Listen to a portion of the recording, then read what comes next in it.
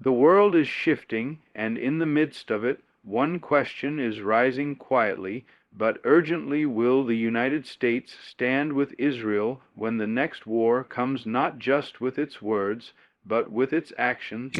Or will it walk away, folding under global pressure, backing down in a moment when conviction should rise higher than comfort? This question is not just political, it is deeply spiritual, because Israel is not just another nation on the world stage. It is the only one chosen by divine covenant, not because of superiority, but because of purpose, because through that people God ordained to reveal His name, His word, and His Messiah for generations. America has been a key a defender of Israel's right to exist and resist a nation that stood not just with policy, but with principle rooted in a sense that there is something sacred about backing what God has called His own. But now that foundation is being shaken. Foreign leaders call for a redefinition of alliances. Voices within our system grow louder, questioning why we carry the weight and the cost of that friendship, and pressure mounts from the international community to distance ourselves, to play neutral, to hold back in the name of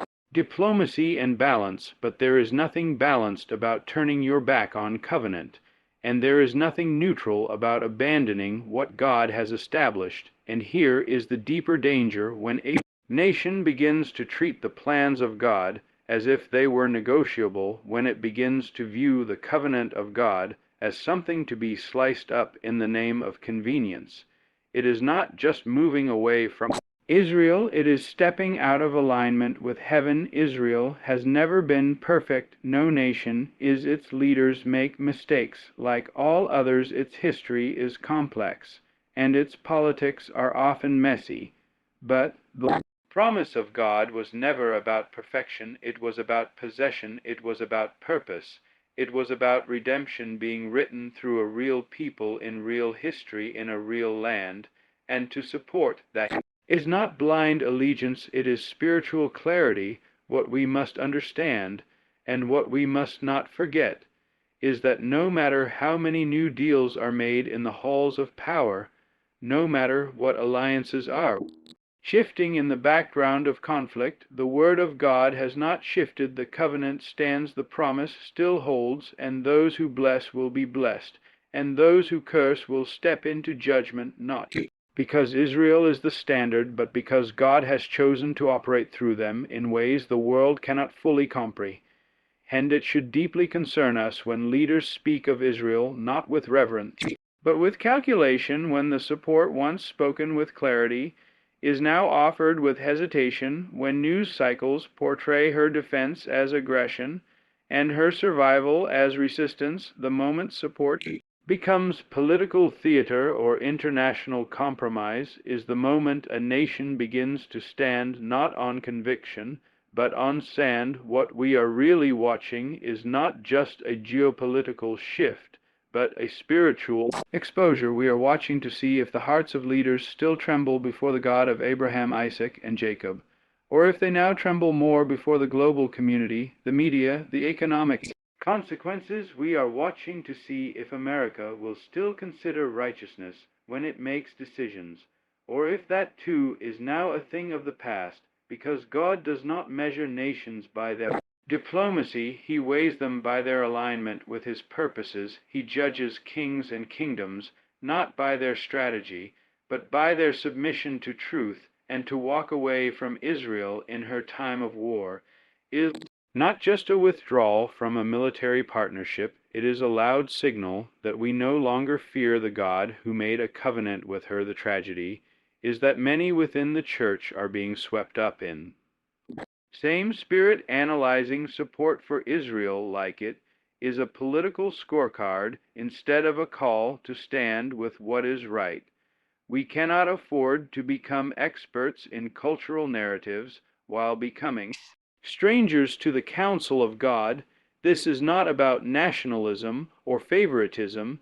This is about recognizing that there are moments in history when the dividing line is drawn not across party lines, but across prophetic lines, and when we see it, we must choose. And here is what history teaches us. Every time a nation chose to come against Israel, every time a power laughed at her weakness, used her Gain betrayed her to destroy her judgment, followed maybe not right away, but always eventually, and whether it was economic collapse or military defeat or foreign invasion, it came because God watches closely how the nations treat what he has called his own.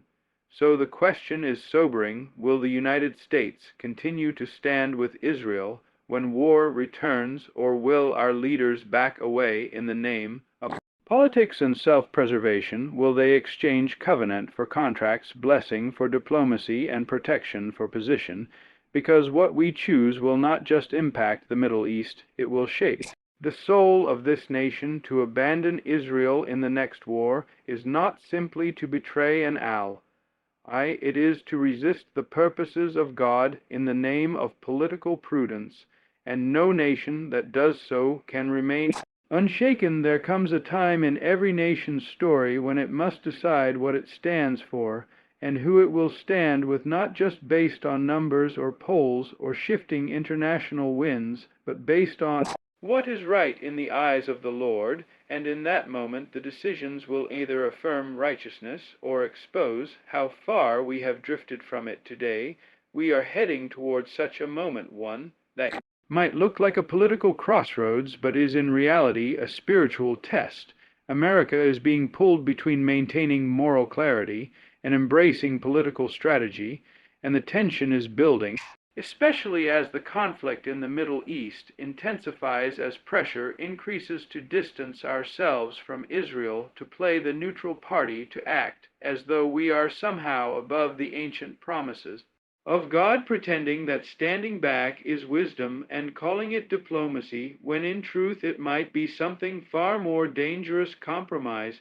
There is a cost to righteousness, and there is always a cost to standing with what God has declared holy, but there is a far greater cost when a nation begins to abandon morality for optics, when it moves away from conviction to preserve convenience, to protect reputation, or maintain alliances that were never rooted in truth to begin with. We have reached a point where strategy is praised and obedience is questioned, where standing with Israel is no longer a given but a political liability in the minds of many in power. But I will tell you this: when morality is replaced by strategy, the soul of a nation starts to rot from the inside out. You can hold every worldly alliance, you can craft every clever policy, you can speak with the tone of reason and balance. But if we let go of righteousness as the compass, as the standard, as the lens through which we see the world, then what we are building will not stand, because it is detached from the truth that God honors. We speak often about being on the right side of history, but we rarely ask if we are on the right side of eternity. History comes and goes, but the Word of God remains forever. And that word is not vague when it comes to Israel. It is not ambiguous about the nations or the covenant or what happens when people either bless or curse whom God has chosen. This is a sobering truth, because we have leaders today who speak eloquently of progress while stepping over the very things that anchor a people to the favor of God. We hear about national security and economic strength and global influence, but we hear very little about righteousness, justice, truth, spoken in love and obedience to the ways of the Lord. And when those things disappear, even a powerful nation becomes weak, a loud nation becomes confused, and a proud nation becomes blind. We have grown so focused on appearing balanced that we have sacrificed moral clarity on the altar of political approval. We tell ourselves we are keeping peace by holding support, but peace without truth is not peace at all. It is delay at best, deception at worst. We say we are pursuing justice, but refuse to acknowledge the foundational justice of God that established his covenant with Israel, a covenant not made by treaties and not subject to international review. At some point we must ask, do we want to be right in the eyes of the world or right in the eyes of heaven? And if we must choose, then let us choose what will last, not what will pass away. Let us choose to stand with the one whose promises never fail, not with those whose approval changes with every cycle. This is not about being reckless. This is about refusing to be spiritually silent when the hour demands a clear voice. It is about saying without shame that we will not let go of what God has said, even if it costs us political leverage or diplomatic applause. Truth is every nation must decide, will it fear God or fear man? And the fear of the Lord is the beginning of wisdom. Without it, all our strategies' eventual collapse is only a matter of time. And let us be clear, this is not about endorsing every action, every policy, or every decision made by Israel as a state. This is about understanding the spiritual position of the nation itself and its significance. To the purposes of God, no government is perfect, but some are chosen for a divine role, and to walk away from that role under pressure is to sever ourselves from the blessing tied to it. When morality is no longer the foundation and strategy becomes the compass, we may get somewhere faster. But we will no longer arrive at anything lasting. We will move forward into instability. We will navigate into confusion, and we will find ourselves not in strength, but in spiritual disarray, because truth was never meant to be adjusted, only obeyed. And if we abandon truth for the sake of strategy, then we should not be surprised when strategy fails and favor disappears, because the Lord does not bless what he did not speak, and he will not protect what he cannot recognize as his own. When morality is gone from the mission will not endure. There is a shaking coming, not just to the world, but to the church, not just on the battlefield, but in the sanctuary, because in the days ahead it will not only be governments deciding where they stand, it will be God's people being called to declare what they truly believe. And the question will press hard against the walls of our buildings and against the doors of our hearts. Will we side with the purposes of God, or will we hide behind what is politically acceptable as the world inches closer to the possibility of another war, especially one involving Israel? Lines are being drawn not only by generals, but by the Spirit of the living God, and the Church will have to choose not between parties, but between prophetic clarity and political compromise, because neutrality may sound noble in the ears of the world, but in the eyes of heaven it may be cowardice dressed in religious language. We say we want to follow Christ, but Christ did not avoid speaking truth. In times of conflict, he did not remain silent. When his Father's covenant was disregarded, he did not soft-step around controversial matters to preserve his safety or reputation. And if we are his body, then we must carry his voice, and if we carry his voice, then we must speak. When the world says, "Be quiet," we must stand. When others bow, we must declare. When the wise of this age say, "Stay silent," there is a temptation, especially in the Western Church, to be safe, to walk carefully around every issue that could cost us attendance, influence, or stability. But nothing about God is safe, and nothing about standing with what is righteous was ever a guaranteed path for comfort. The Church was never meant to be an echo of political sentiment, but the trumpet of divine reality. And now more than ever we must decide what kind of church we want to be. The Church must not be swayed by the pressure to remain detached from what is unfolding, or worse, to appear balanced when God has already spoken. It is not our responsibility to blend into the climate of the room. It is our duty to shine with a light that exposes darkness and elevates truth. The issue of Israel is not a sidebar, it is a central piece of redemptive history, and to ignore it or diminish it so that we are not seen as extreme is to deny the invitation of God to join him in his purposes. This does not mean we align with every policy or endorse every decision made by man, but it does mean we recognize the hand of God upon a people and a place, and refuse to allow that truth to be treated as though it were just another political topic that can be debated or dismissed. It also means we understand that standing with Israel is not about who is right in the eyes of a broken world, but about what has been commissioned in the heart of God. Many pulpits will soon be tested. Many leaders will feel the pressure to sit down when they are called to stand. Many will be tempted to preach peace when there is no peace, or to wrap the gospel in flag of political neutrality when the call of Christ is to pick up our cross and stand for righteousness, no matter the cost where we stand in the coming conflict, will reveal more about the state of our hearts than the state of any nation. This decision will not be measured by applause, but by obedience and the weight of silence in the face of spiritual decisions that carry eternal weight will not go unnoticed in heaven, because the Lord is not looking for polished voices. He is looking for faithful ones, not those who seem relevant, but those who remain rooted, not those who compromise with culture, but those who contend for truth even when the winds blow strong against them. The future of the American church may not rest on prosperity or programs or popularity, but on whether we choose to rise with prophetic clarity when the pressure to conform becomes unbearable, and that pressure is coming not just from the world, but even from within those who want to create a form of godliness.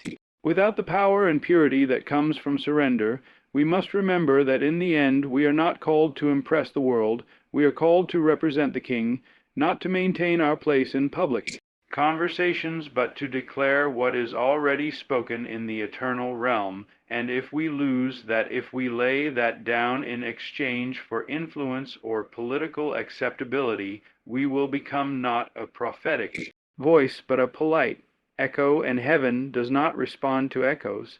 It responds to faith, to truth, to those who will not be moved, to those who know that when God chooses, we must choose with Him, even if it costs us everything, because what we protect through silence today may be the very thing that judges our faith tomorrow. The church must not trade the voice of the Spirit for the applause of a broken world. Throughout history, every nation that has risen to power has eventually come to believe that its strength is its future, that its influence is its security, and that its success is the fruit of its own wisdom, and yet every time without fail that belief has been the beginning of the end for that nation, because God does not weigh nations the way we do. He does not admire their armies or applaud their policies. He measures them by their posture toward His purposes, and those who stand against what He has established inevitably fall, no matter how powerful they once were. Right now, there is a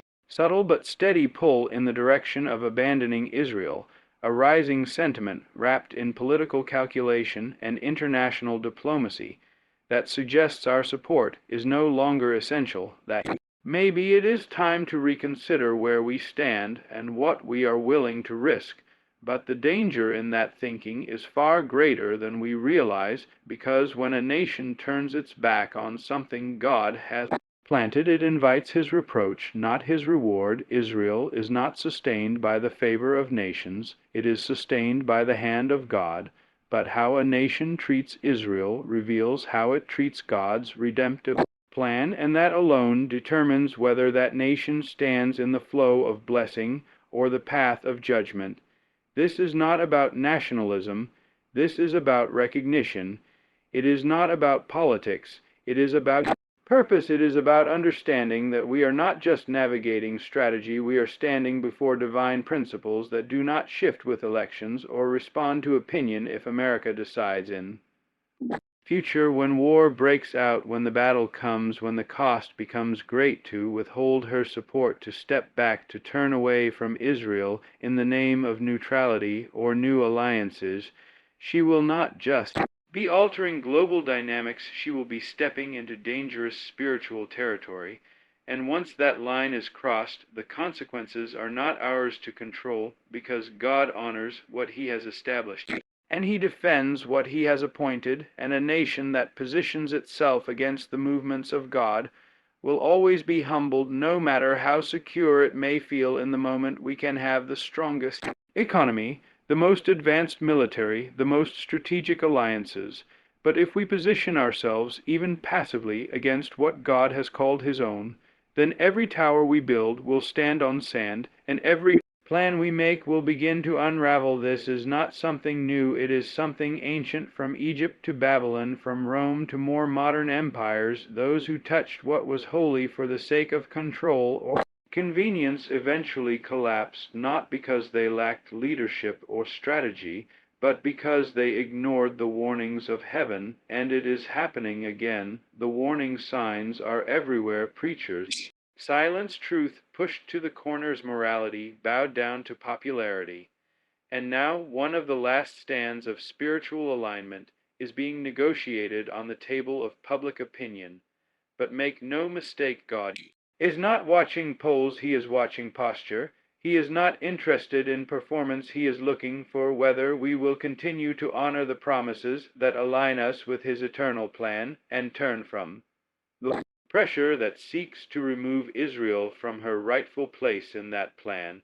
It does not matter what the headlines say, it matters what heaven sees, and heaven is watching what America will do.